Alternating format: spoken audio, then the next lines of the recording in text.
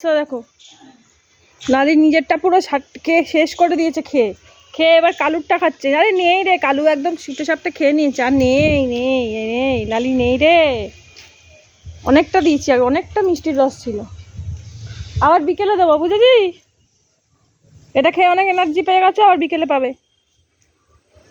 কতগুলো ফুল পড়ে গেছে দেখো, মা কুল কুড়াচ্ছে, বোন হাঁটি হাঁটি করছে। আমাদের টিফিন খাওয়া গেছে, এখন সব আমরা বাইরে ঘুরছি। হয়েছে, হ্যাঁ এনার্জি পেয়ে গেছে, দৌড়াও দৌড়াও দৌড়াও, অনেক এনার্জি। বিস্কুট খেয়েও নেতিয়ে পড়েছিল, চিনির রস খেয়ে মিষ্টির রস খেয়ে দৌড়াচ্ছে। আমার বোন ঠান্ডায় কুকড়ে আছে।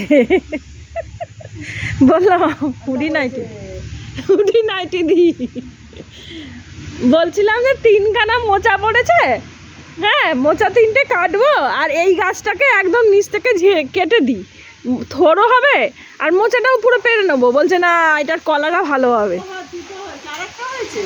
3খানা আছে, ওদিকে একটা ছোট্ট মোচা, এই একটা মোচা, আর ওইটা তো পুরো আছে। আর যে এটা বর্ষাকালে হবে মনে হয়, ধূপধাপ করে এটা পড়েই যাবে, কলা খেতে পারবে না। তার থেকে কেটে থোড়ো খাওয়া যাবে, মোচাও খাওয়া যাবে। কখন আর কি খাবো, কত কলা ফেলে দিলাম জানিস, সময় নেই খাওয়ার। এই রস পড়ছে এত গিজগিজে ওই যে মানে হাওয়া দিচ্ছে না, ওর থেকে মনে হয় রস পড়ছে, মানে আঠা পড়ছে। ওই কলাটা একটু মতো হয়েছে, ওটা মোচাটা নিচে ঝুলছে। এই মোচাটা পেরে নিলে, আর এটা যদি গোটাটা পেরে নিতাম, ওর নিচে মোচা আছে, তাহলে এই 3টে বলছিলাম যে 3টে মোচা হয়ে যেত।